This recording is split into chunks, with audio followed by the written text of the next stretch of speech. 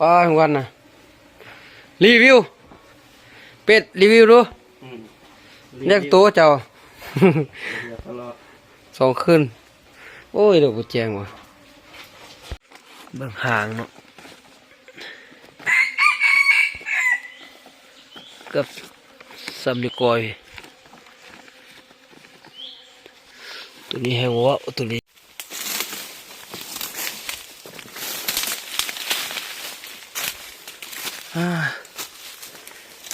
เข้าป่าเข้าภูคือเก้ามือใส่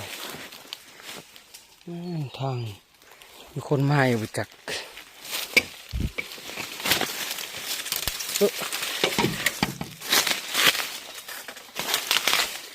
เบิ่งกระหมอกไม้มันฮอนบ้านแม่ย่ามันจะได้มาก็มาเบิ่ง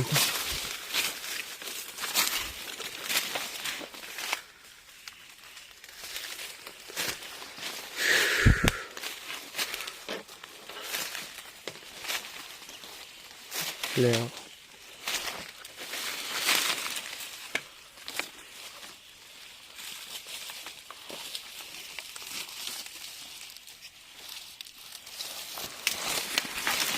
ตุลิงวะขี้ตุลิงวะบอลสุกเสียดาย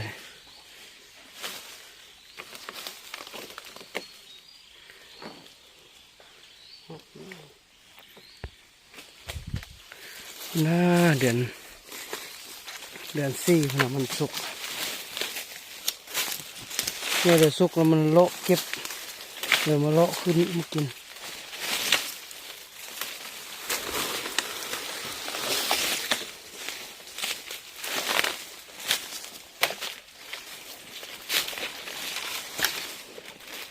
โอ้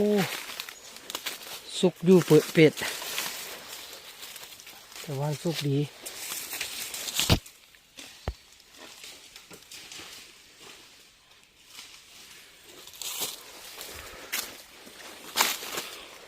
หกแดงนำมาขึ้น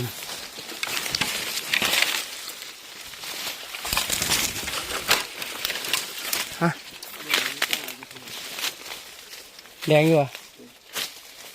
แดงแต่บ่เห็นขึ้นเลย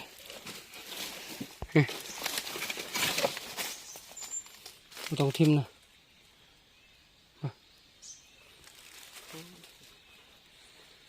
ก็หกแล้วแต่ว่ามันวันสู้ขึ้นปั่นเลยแล้ว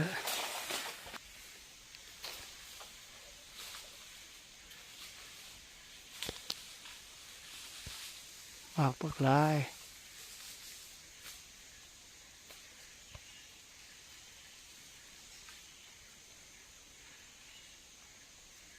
ดีเครื่องตาเวียนบ่เห็นนะ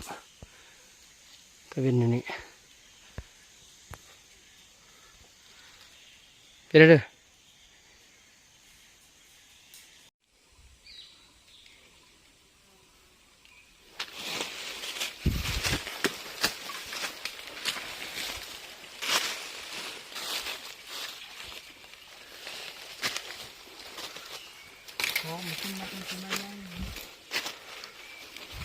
โอ้กินหลายเนาะ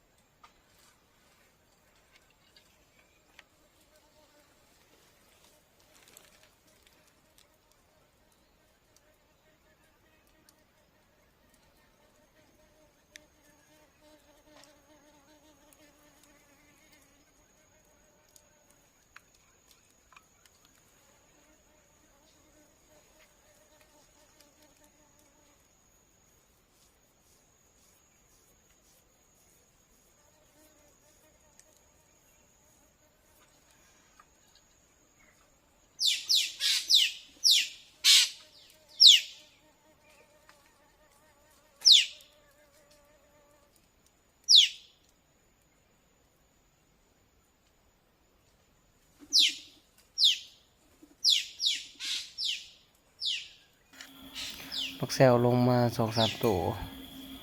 ตัวนึงมาใกล้ๆครับผู้หญิงครับ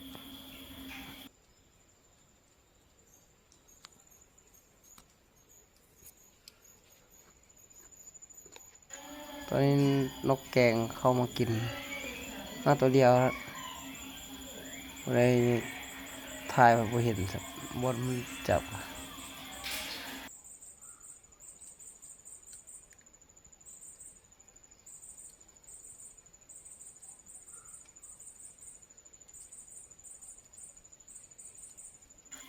มันกินอยู่งาบ่เห็นขามันบินออกก็บ่บินเลยเพื่อ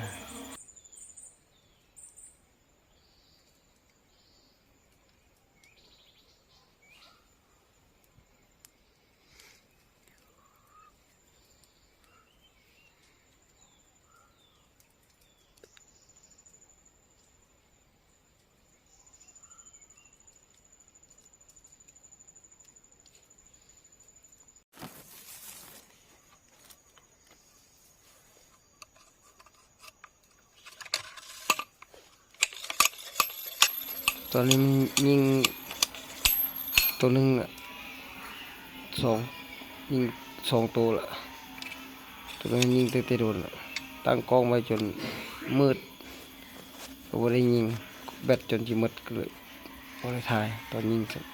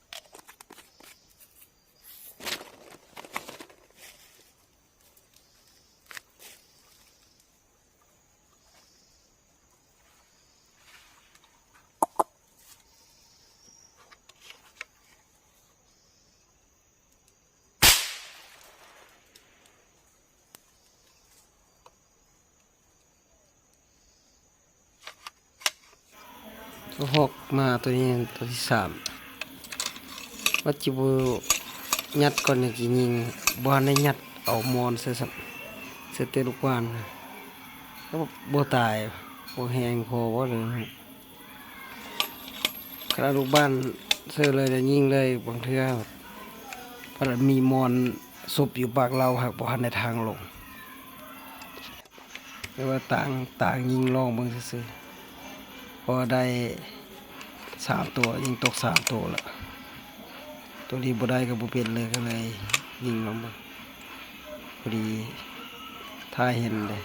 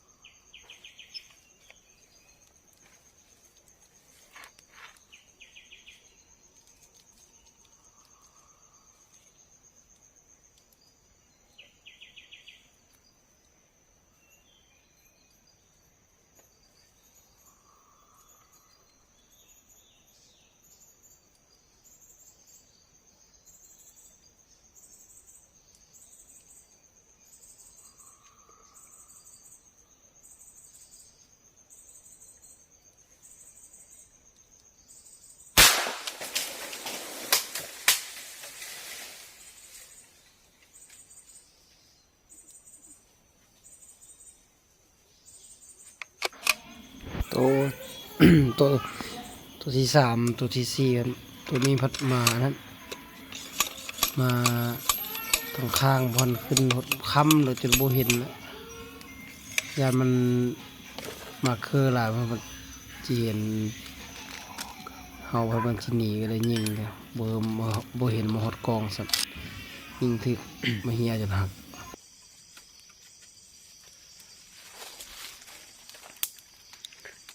มืดละ พอดี7 โมงยิงตก3 ตัวเนาะตัวที่สี่ยัดปืนมันแล้วเสื้อเตลูกว่านคันเสื้อเตลูกว่านเลยยิงบางเทื่อถ้ากำลังจะเอามอนตันจะเอามอนไปตันยิงครับโบจักตายตกจากกี่ใดบ่ได้ส่งโอ้ตัวนี้6 แดงเนาะมาข้ามหดบ่เห็นยอมแต่ตัว6กินมานองเนี่ยมันมืดแท้มืดว่ะ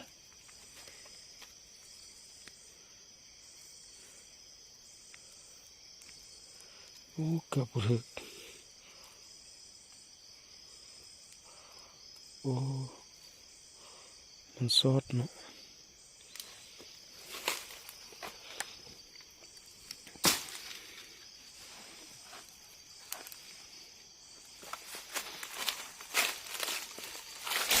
6 แดงไม่มา5 โมงครึ่งจังมา6 โมงจะมานอนไม่ได้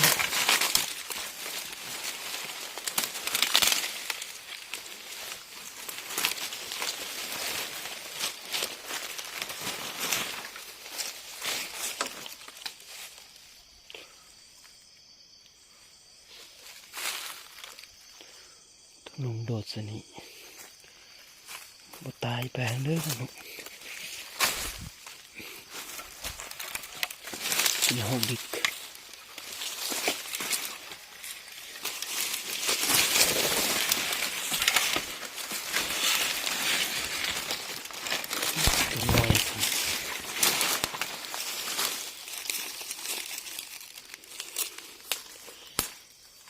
โอ้ปืนเนี่ย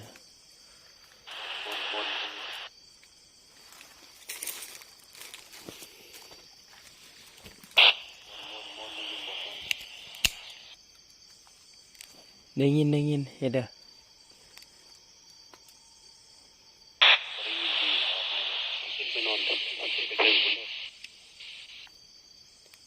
โอเคขึ้นเมื่อฮอดบ่อนอันนั้นด่างไฟนั่นแหละอันนั้นเอาเข้าถุงน้อยออกมาม่าไว้เด้อเฮ็ดเด้อแล้วมึงก็เกี่ยมมันนอนอยู่กองกกไห้ก็ได้บ่ต้องขึ้นไปทางเทิงกกมันเลยนอนอยู่แถวห้องพี่เอา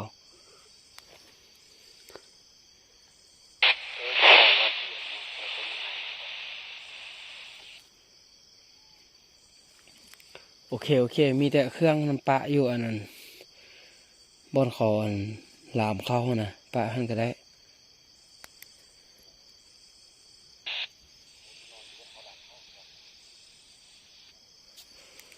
โบเครื่องเฮาแต่งกินเฮาจะมาแต่งอยู่หันแต่ว่า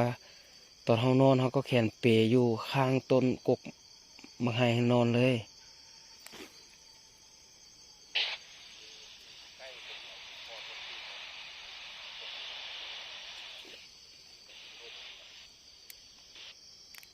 เอาขึ้นปะแล้วมันหักนอนหรอก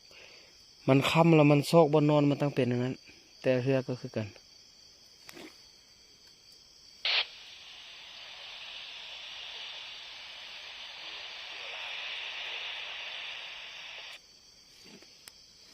โอเคขึ้นเมื่อก้อนแล้วมาการเบิ่งรถบางเทื่อมี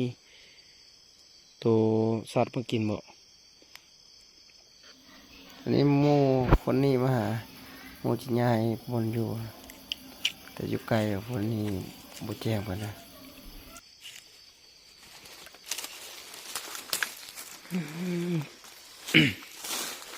ตัวนี้บ่ตายเลยบ่เนาะ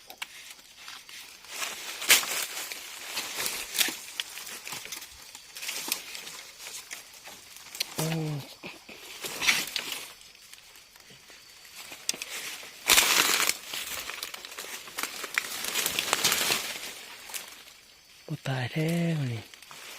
มันเลยยัดมอนเสื้อสับ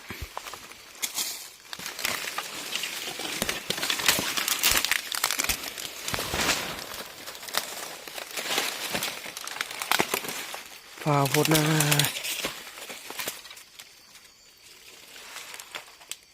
แต่ยัดแล้วจะยิงเลยคือคันมันโบราณยิงครับมันขึ้นกกเลยแล้ว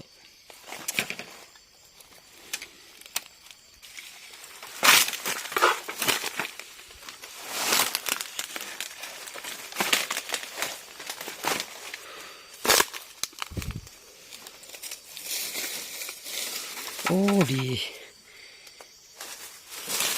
ที่ผมมุน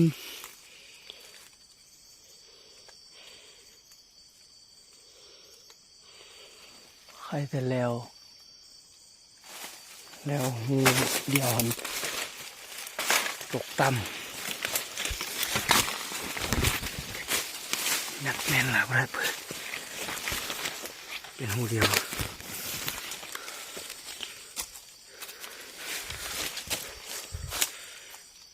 เกลือเราไม่เหี่ยมันจับจนหักใครแต่บ่มุน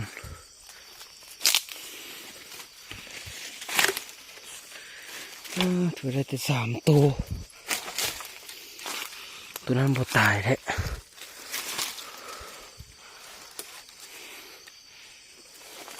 ตัวนั้นเหตุทางลูกบ้านลงเหตุเสียดายมันเนี่ยเขียวมันจิตายเคยอยู่หันนั่งหันยิงอยู่เลยยิงมาแนวนี้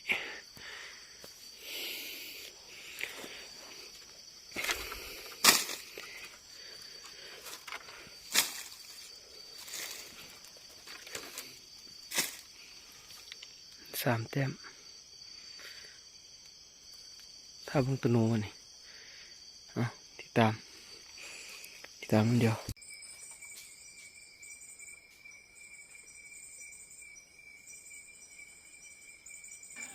วายมาลีอยู่หันโดนนี่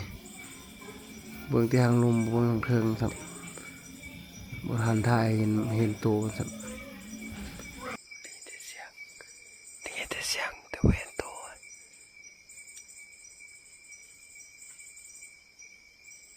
จะมันเลยอยู่อันเดียว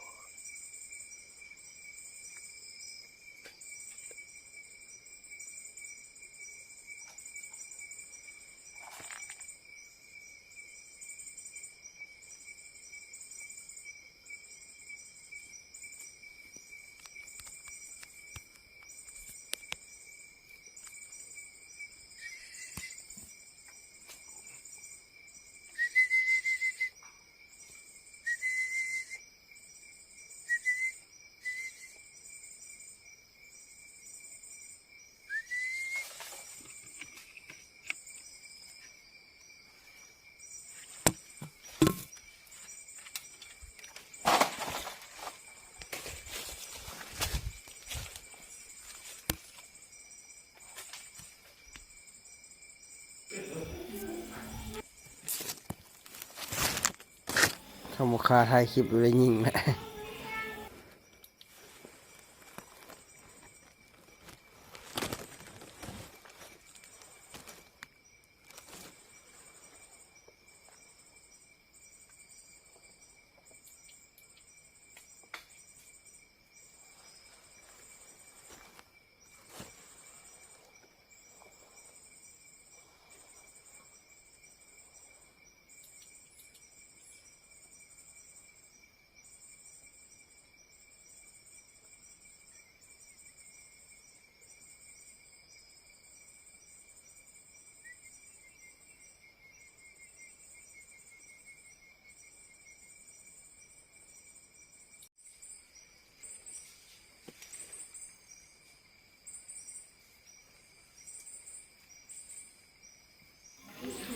โม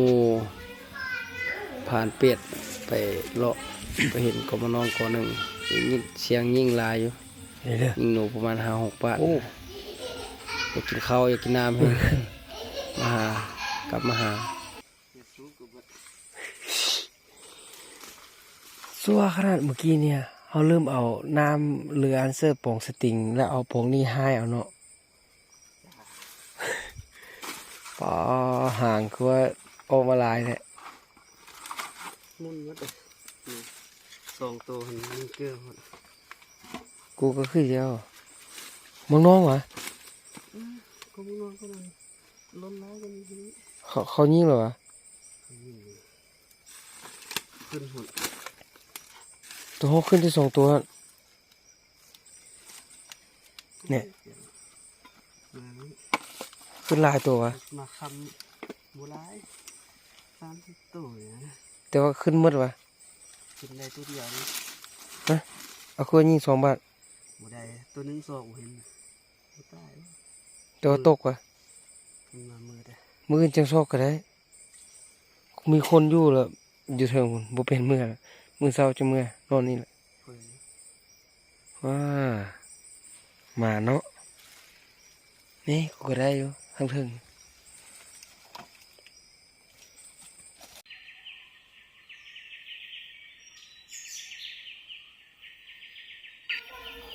ตอนเช้าอีกมึงไปเฝ้าน้ำโมดูก่อนหนึ่ง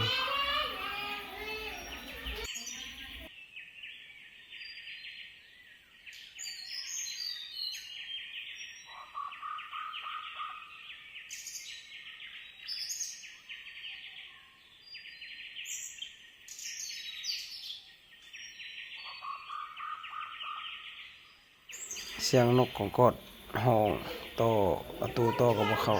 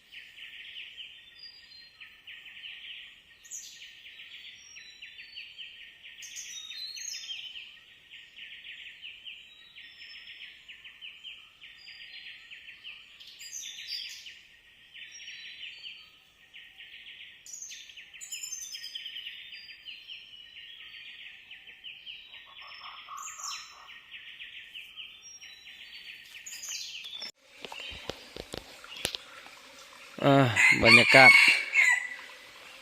หลังจากผ่านไปคืนนึงนั่งก็ซ้อเลยอยากกินข้าว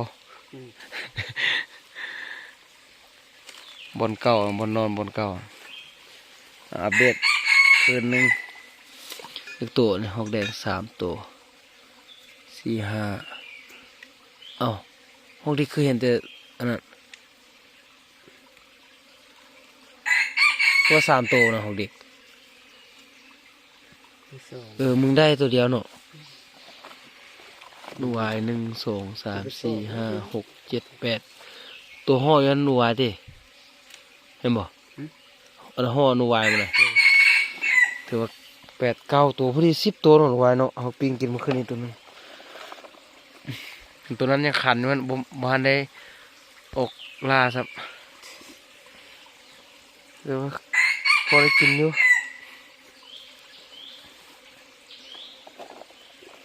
เนาะห่อซะ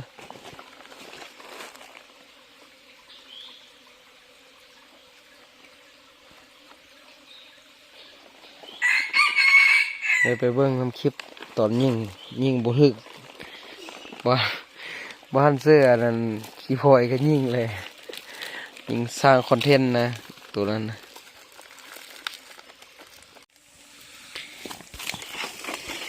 รีวิวดูเป็ด รีวิวมอดเลยกูรีวิวปิ้งหอก ทับพล ทับโดน ทับพลแท้ทับพลในตำนานไอ้ปิ้งไว้นะ นกอะไรนกเป่า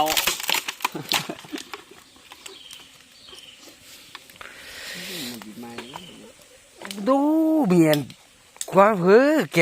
แก่นโมโมพันแกะเสื่องแกะอีกในพันจากแขกบุรีคำไซมายาม มาแขกเวียงจันทร์ในพันโอ้แหละอันนี้พันเลยนี่พันนาดวงเนาะเนี่ยเนาะกินมะม่วงนี่แก้นมะม่วงนี่3 ห้องยำแทบอยู่สมโพธิ์ตัวหอกก็บ่ได้ยิงเห็น แข็งเดียวกินนะ ป้าทุกวันนะรีวิวเป็ดรีวิวดูเรียกตัวเจ้า 2 คืนโอ้ยเดี๋ยวบ่แจ้งว่ะ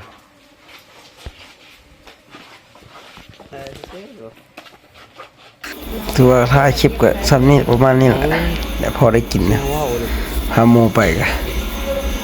เดี๋ยวเบิ่งพักเพื่อมาเบิ่งคลิป 1